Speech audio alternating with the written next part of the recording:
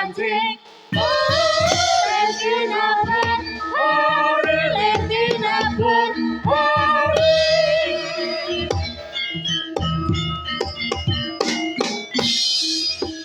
Name kumurang Yenyong rancang Kumayuduk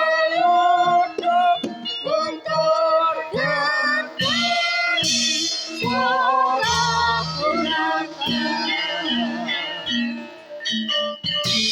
Bumi orang gonjang kanjeng Len dinaben Hori len dinaben Hori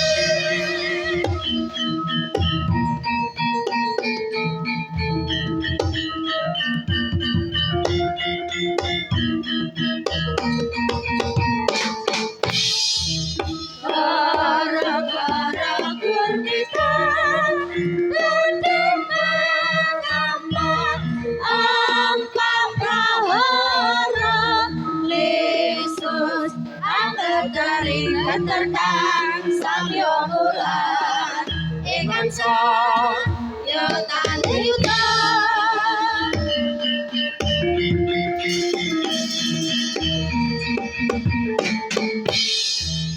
Gara-gara gurita Berdemang Ampa prahara Lesus Angger garing Keterdang Samyo bulan Ikan sok Yotan yutan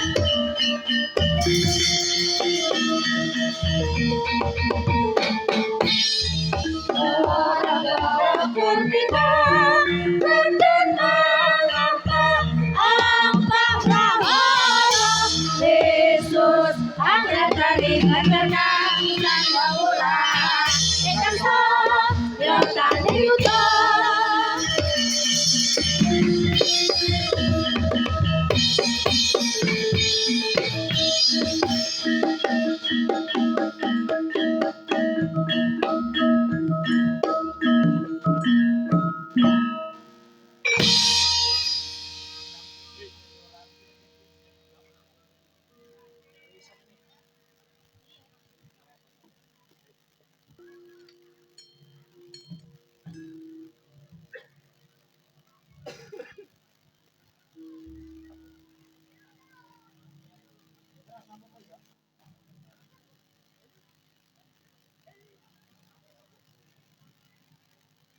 Sholli ala Sayyidina Muhammad Sallallahu ala Muhammad Alhamdulillah.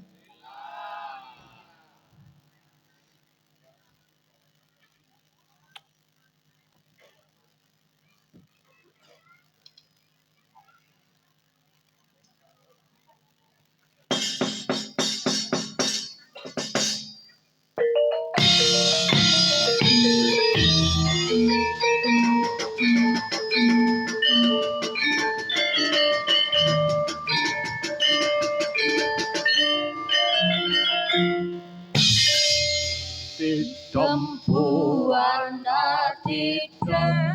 tidem semesta alam Semoga isi dunia terhindar dari bencana Bergerak ke selatan jauhkan dari godaan Bergerak ke utara jauhkan dari bahaya Bergeraklah ke timur semoga mendapat masyhur Bergeraklah ke barat semoga mendapat rahmat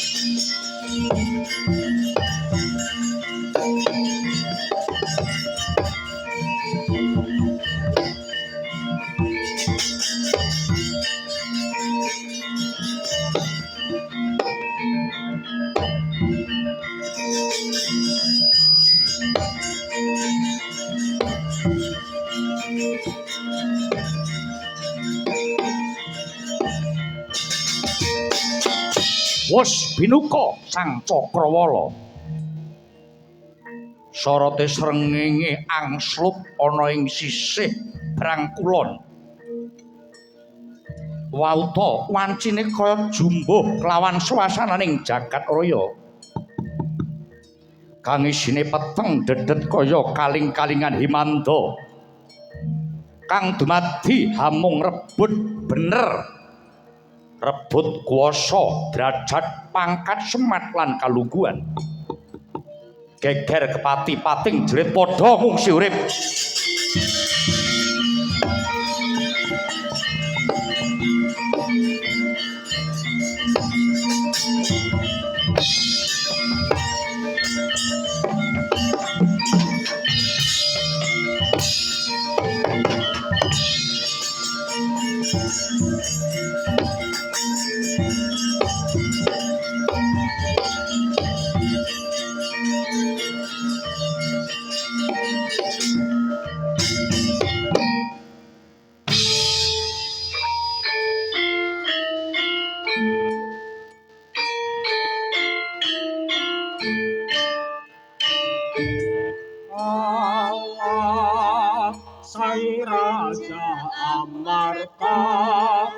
Kundahan kulana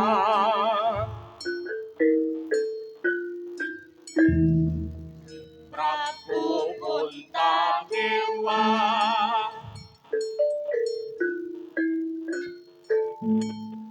yang sedang berduka tentang hancurnya negeri, hancurnya negeri.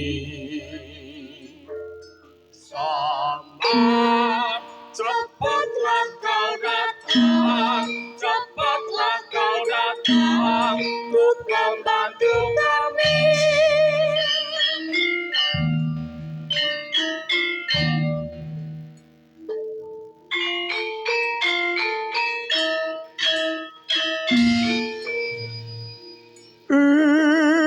Bregegeg ugek-ugek sadulita mel-mel. Lae-lae den Ndara kula, Ndara Puntadewa. Panjenengan kula sawang kok ketoke benten sanget. Wonten menapa, Gus? Kakang Semar. Kula, Ndara. Sedhi ngrasaku dina iki ora liya amung anggonku ginubel rasaning rasa samar. Merga kahananing jagat sugenging para nalendra ingkang ora sethithik cacahe kang wektu dina iki rinegen dening angkara murka. Ratu ing tirta kawedhar Prabu Gudha Bawana ingkang nyata sekti kalintang Kakang Semar.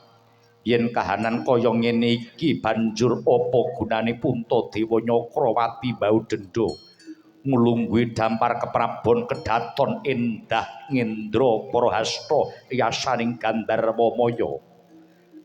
Anggonku nyekel jejeking adil negara Ngamarta ora rumangsa wayem lan jenak merga aku ngerteni kahananing para raja Nerpati kang anggung siniksa siniya-siya dening Ratu Tirta Kawedhar Prabu Gudha Bawana. Lajeng Kakang Semar pedah apa Puntadewa mulya. Puntadewa ora mentala weruh penandanging para kawula raja Nerpati ingkang bersasat tepung gelang kekalangan kabeh meh dadi jajane. Kakang luwih becik aku ora dadi ratu wae Kakang. Negara saisine iki bakal tak nggo tetamba yen perlu nyawaku bakal tak udhokake kanggo srana uwaling raja Nerpati kang dicengkem dening Ratu Tirta Kawedhar. Aja nganti para kadang Nerpati dadi korban ana tanganing sing Prabu Gudha Bawana Kakang. Bergegek ugek-ugek sadulita mel-mel. Lae-lae den ngeten nggih. Ampun kebacut anggenipun nangis Awit boten wonten gunane sampeyan nangis. Sampeyan niku mang nangisi awak panjenengan piyambak. Tangisana bangsaning sampeyan piyambak. Tangisana bumi kelairan sampeyan. Tangisana samining gesang. Wengi sing penandang niki krana tuwuh saka angkara murkaning menungsa ingkang mung tansah ngegungaken dhateng hawa napsune ingkang gondhelan menyang karep pribadine mung perkara milik gendong lali tanpa ngemuti sengsaraning wong cilik. Kula rak tau matur to Den bilih kepinteran kadigdayan kanuragan kasatriyan bondo donya kelungguhan derajat pangkat semat kawibawan niku kedah linambaran kalian jiwa karahayon.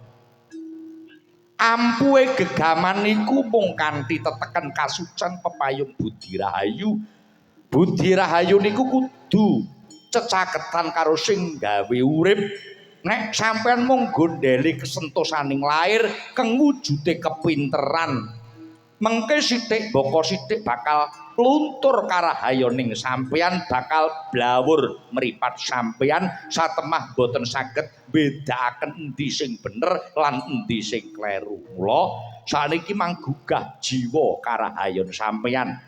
Nek pancen jengandika gadah jiwa ratu kang hambek rahayu aja pisan-pisan sampeyan nguyak rebut bener merga saged ngorbanake kapribadening sampeyan ingkang luhur mangtuduhke tindak dharma sampeyan dhateng nusa bangsa niki sampun ngantos sami padudon kang isining rebut bener banjur ngorbanake marang wong kang ora weruh napa-napa.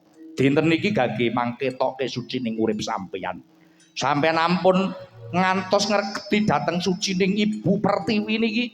Ibu Pertiwi niki ampun ngantos diseni angkara murka. Sakniki niku sampun arang-arang piyayi kang duweni pangkat sing duweni jiwa berbudi bawa leksana. Akeh-akehe mung golek seneng wibawa nanging sejatine ra duwe kawibawan. Pinter guneman ning tanpa kanyatan tur kawulane mung kanggo ancik-ancik anggone kanggo golek kamulyan para ratu-ratu sing ana dhuwur nika. Sakniki akeh sing padha lali marang kewajibane yen to sejatine kudu ngayomi para kawulane. Arep padha dadi penggedhe ning kabeh jiwane cilik mung tumindake ngungkuli kaya wong sudra. Kawicaksanane ora disah kanthi landhep mula ora mokal lamun kurang lantip panggraitane banjur ora tanggap marang obah owahing kahanan.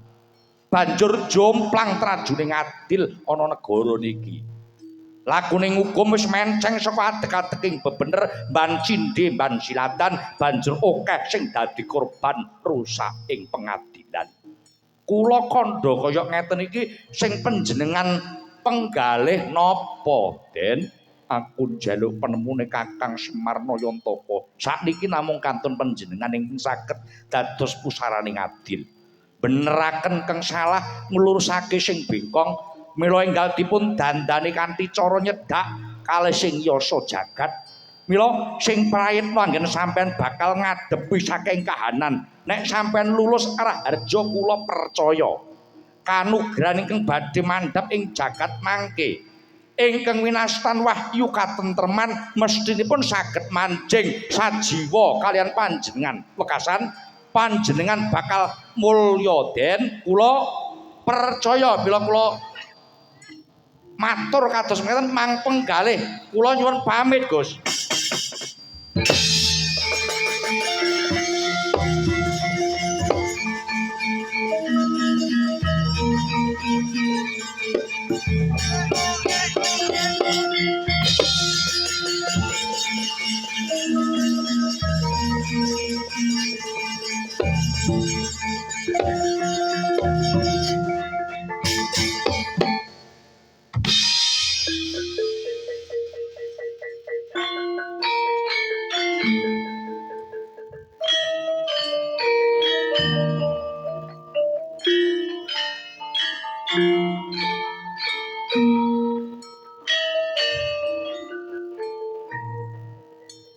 Telah terbuka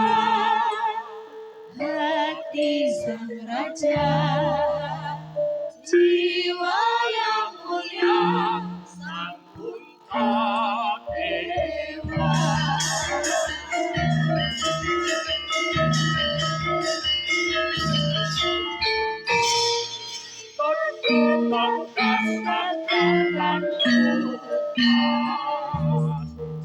Puntadewa tegas katakan Sang Puntadewa Duh Gusti Dat Kang Maha Suci mugi paringa welas lan asih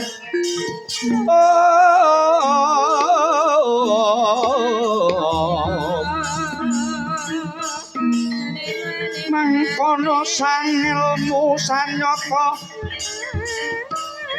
sanyatane mung meh reseping ati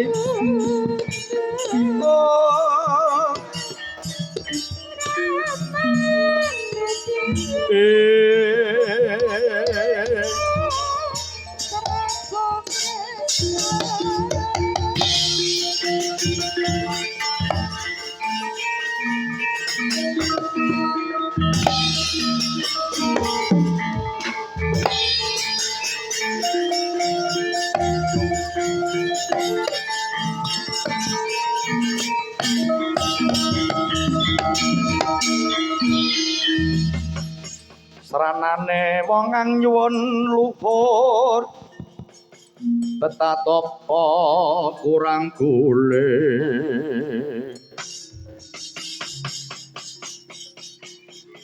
elinga solajat meka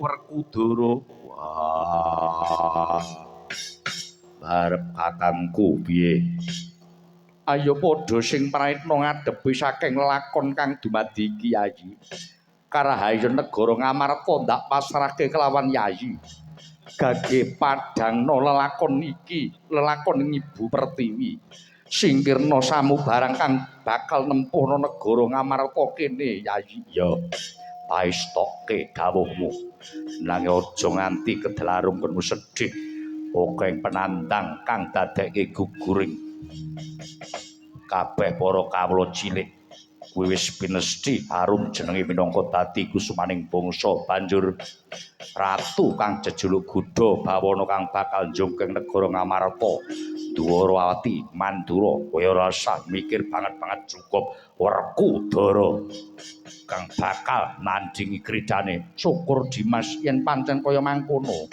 kang dadi prasetyaning jiwamu ayo bebarengan budal kelawan pun kakang mangsa borong lelakon iki Yayi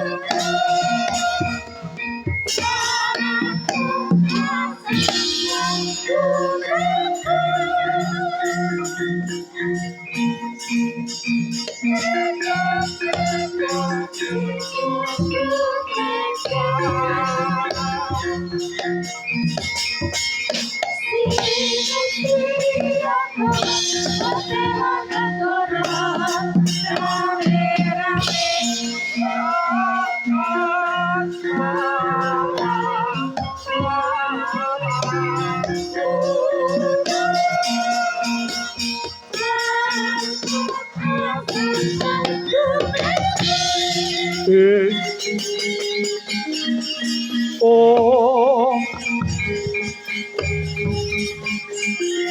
Some abot Mas.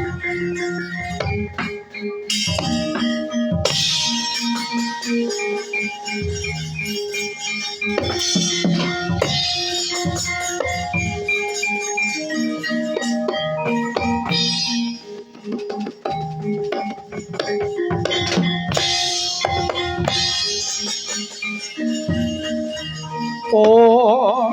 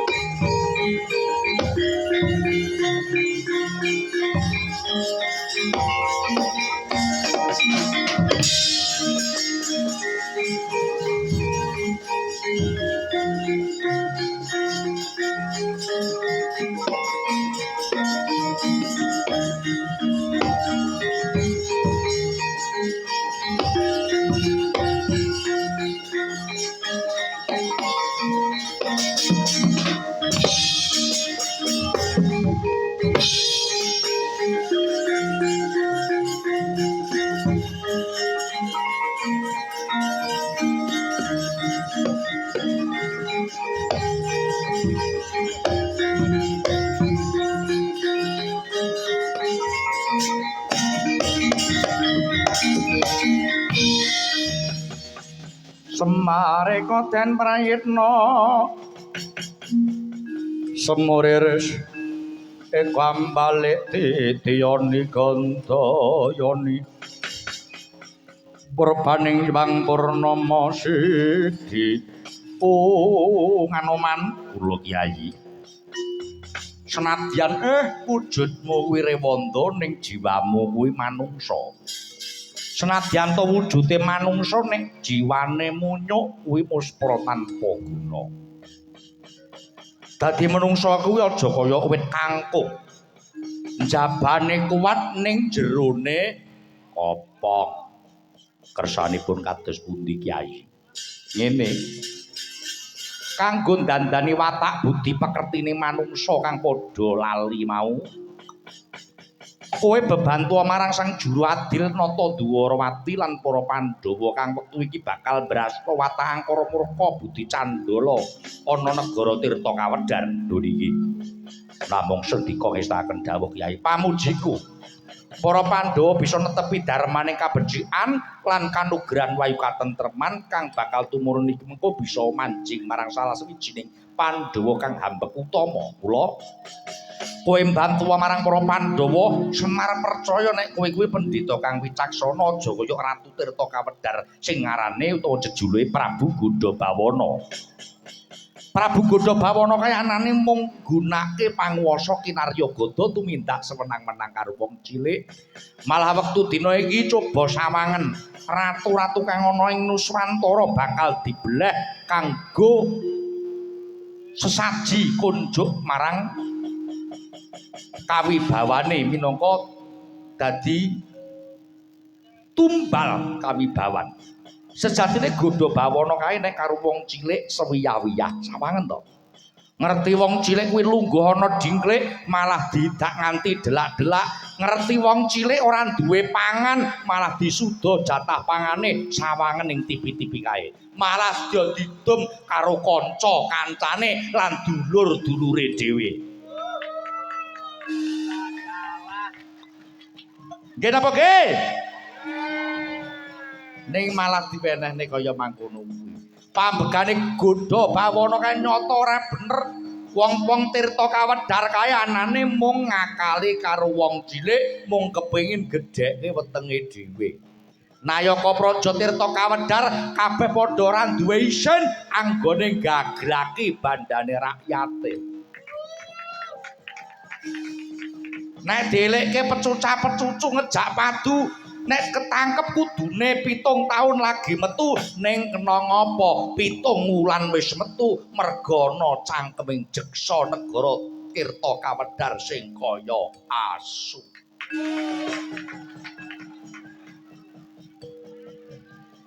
Gitu.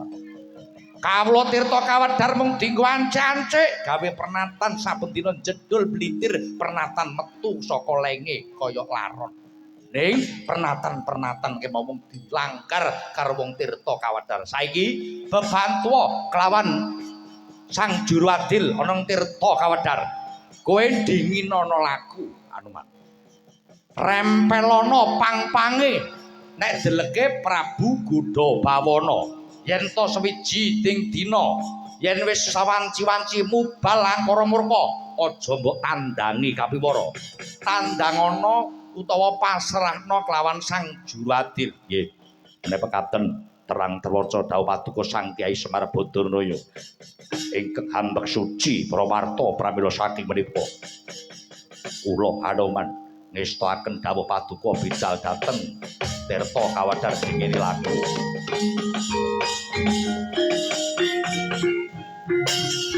Sigra bala kang tumingal perang sampun sandha kali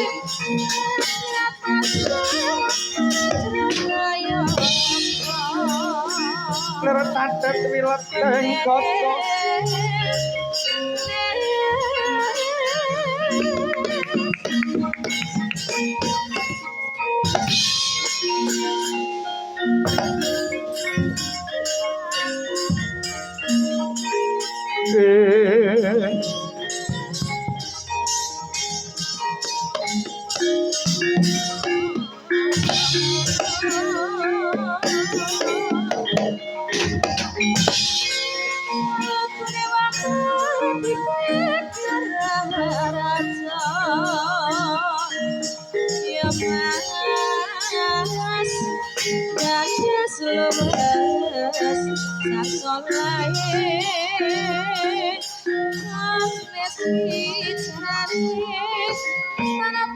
Werkudara Janaka Jlitheng kakangku piye wonten dawuh Para Prabu tutna saklaku jantranipun Kakang Dimas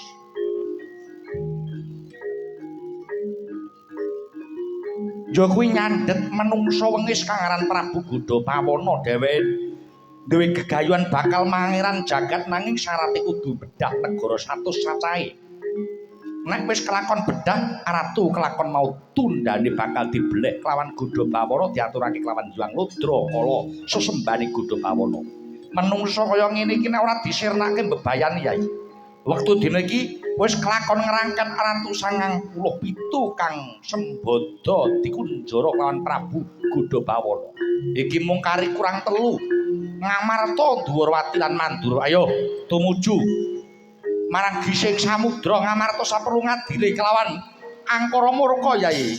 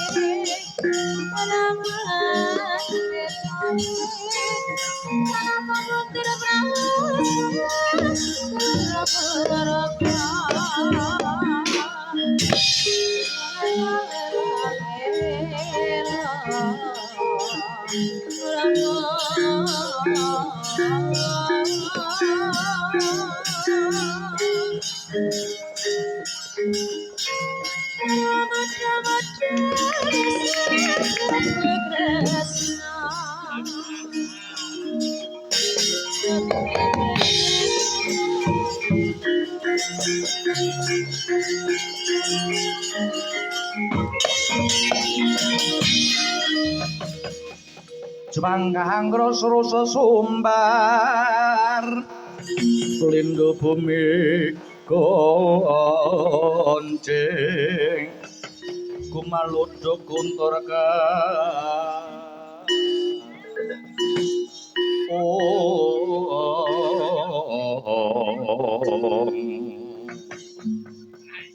Kak non kowe iki B3 mangsaku Apa bedelo kuwi? Budek. Walah. Ya malum to lung wong wis sepuh. Heeh. Napa apa? Dogune menapa kuwi? Mboten. Boten dawuh. Dina iki bakal kasembatan kang dadi panjang kakudati Nalendra Pangeran Jagat ana ing jagat Nuswantaraga. Prabu Godabawana ora suwe meneh bakal ngelun jagat Triloka. Ngerti? 97 ratu wis tak rangket. Sing 78 bojone wis tak napa sugling. Waduh. Lajeng iki mung kari kurang telu ya negara Mandura, negara Dwarawati lan negara Ngamarta. Dina iki bakal tak sangkan saka negara Ngamarta, bakal tak wiwiti saka Gising Samudra negara Ngamarta. Merga racak-racak gampang nirnake Nalendra yen diwiwiti saka pinggir segara. Aku ngerti satriyane Ngamarta kang mapan ana Gising Samudra iki mung siji ya kuwi Antasena. Ning dereng karuwan. Sampeyan niku dereng ngertos anake sing saka dhuwur Gatotkaca, Antareja. Niku sekti daya Mandraguna. Bilih tanding jayaning perang. Pun nek kula emutaken mantuk mawon boten usah dipun lajengaken anggen panjenengan duweni gadah sedya ingkang kados mekaten menika. Mula Ngamarta niku wah niku negara sing tus-tusing negara. Nek wektu dina iki Putadewa wis bingung kok bingunge. Merga wis bingung kang dadi penggaling nata Ngamarta Prabu Puntadewa. Dheweke wis ngerti Nalendra sing tak rangket bakal tak bleh dadake tumbal kawibawan. Mula ora susah menggak sing dadi sedyaning Prabu Godabawana ana Tirta Kawadhar. Ratnalak sawadya balaku Tirta Kawadhar budal sareng negara Ngamarta disangkani saka Gising Samudra. Budal dintersani, "Yo, ya wis Kang, wis to. Ditutke wae ora usah dikandani. Wong ngandani wong angel ngengkel ngene iki wis kangelan. Angel. Apa ya lho? Heeh. Wis to. Wis tokne wae ora wis angel arep ngomong yo susah. Iya. Dogone manapa ngrasani aku? Mboten. Ngono iki sawane iku sae. Iki ditata-tata. Heeh, iki anu mason iki gen di arep digolek utak-utik. Heeh, gen karo bener. Budal di lagi. Nggih. Tempo ki ya alon kok gek greng seset bes. Ya. Wa rumah saku nek kaya wong kuwi to. Lho. Siapa beling. Ketemu aku mak plengeh untune tok sing ketok. Kuwi engko arep gayengne swasana. Dulur lanang biyen ketemu ning omah urung pernah. Ketemu ning ndi Kang? Wis ngono kok. Banjiret urung kok. Urung ya. Ku dereng. Ora sak basa. Budal dina iki Surai Gumuruh.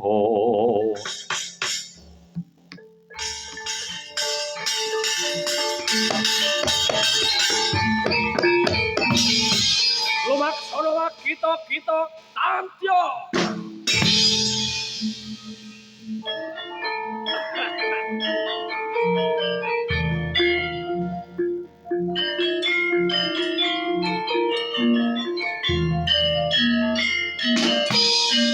Awadya sameta meneker kupuro udaling awadya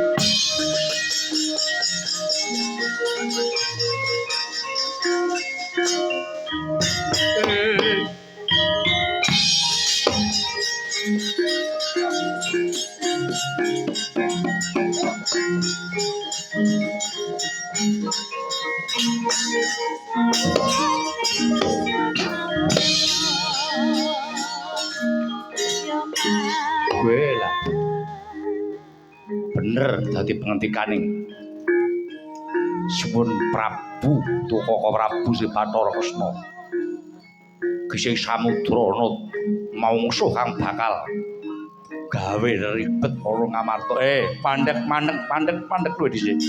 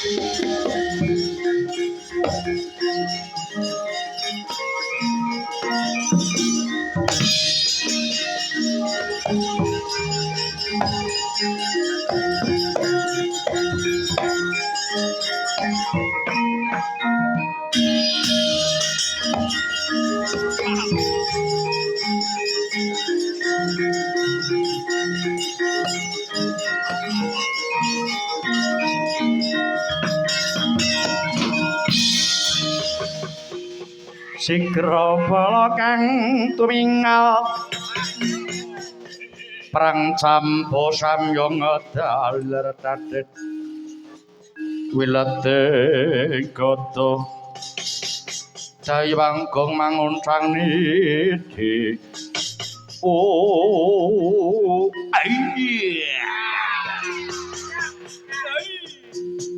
ageng ancik pinggiring segara lah kok kepapak satriya bungkek cendhik kumise bayo sampirke kuping kiwa lan tengen sapa kowe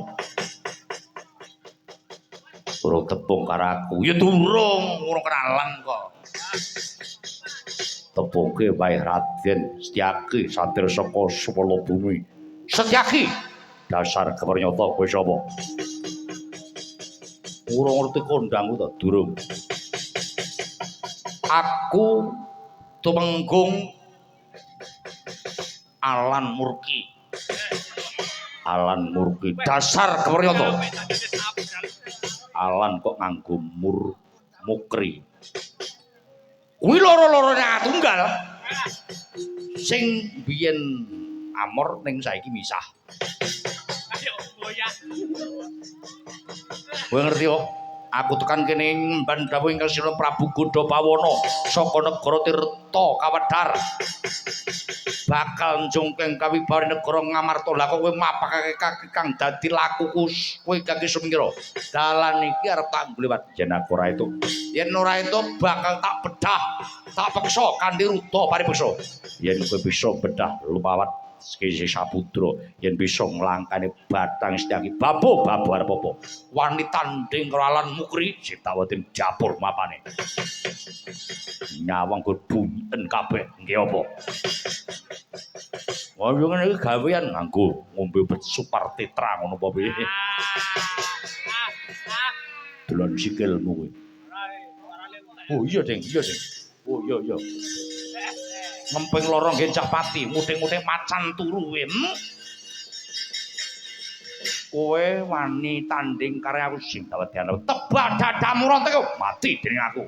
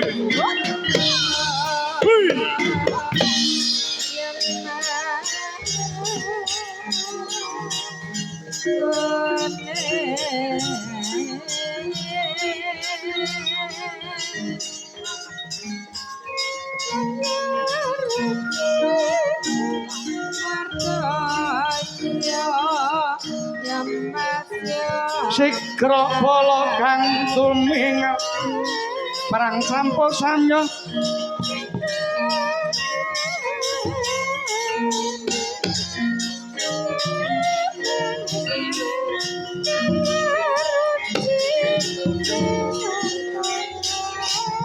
Hoi mati kowe pecah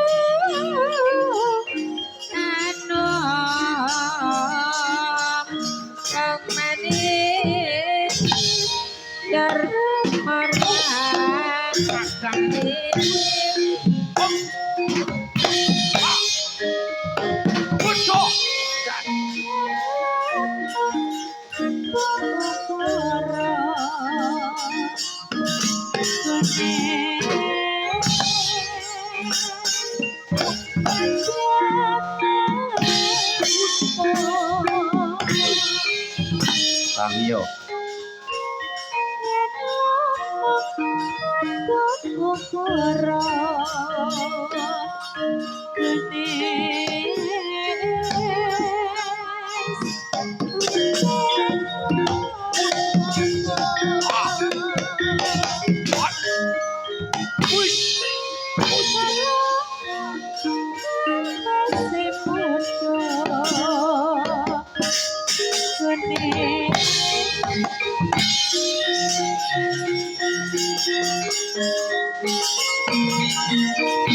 mundur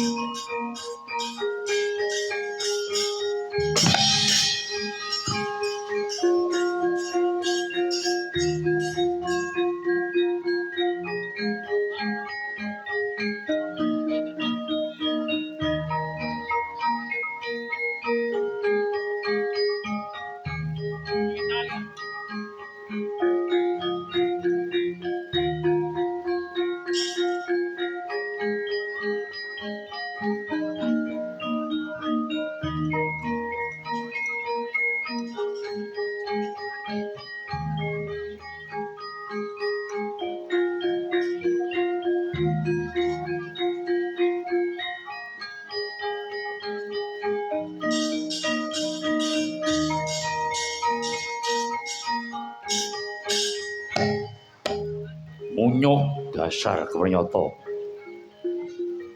mampi dadi lakuku antuk takone Sang Hyang Ismaya pamung suci bermuna minggat kukuti Gamanwara mati diraku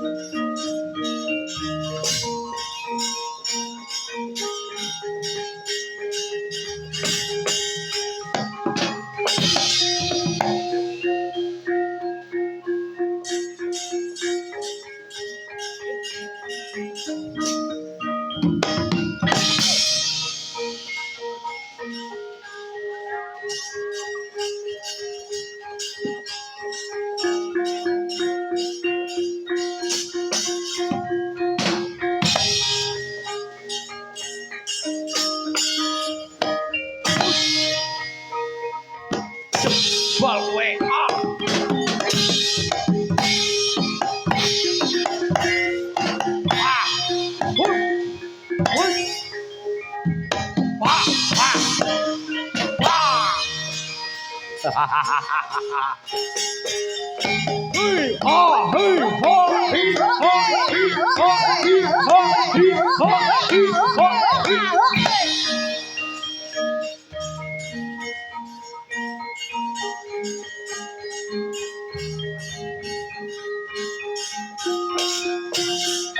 Maju rene.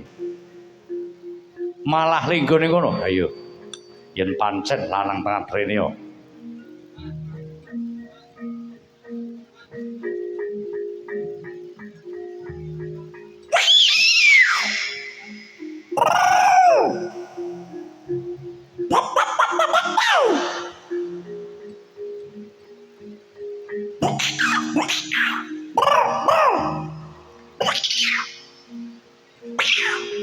Edian. Wah, lo, wah,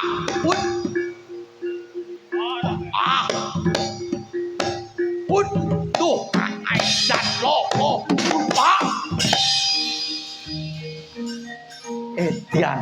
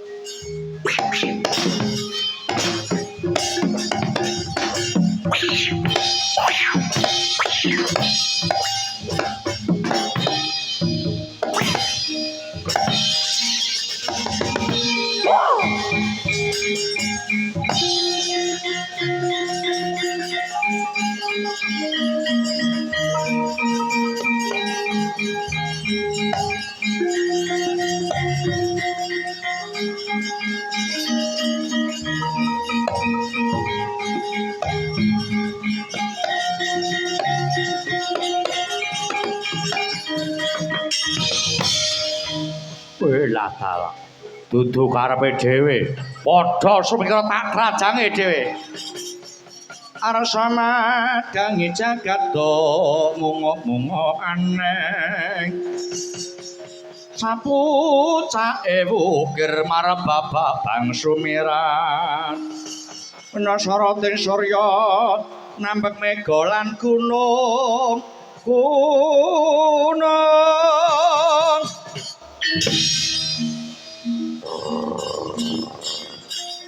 Warawati ngamarpa Ki Dedeng Kote ayana.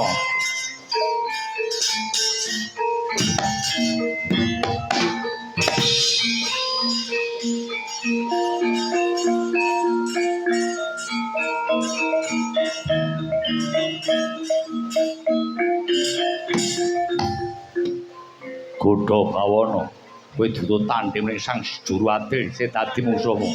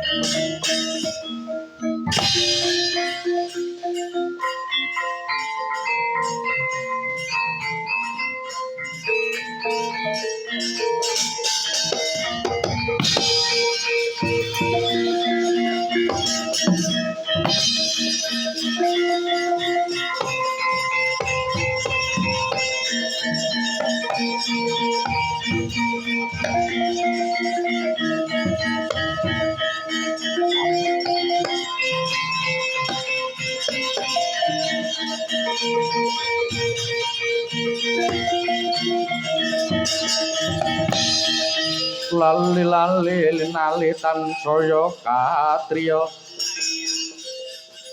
triyasmara marang risangkati rate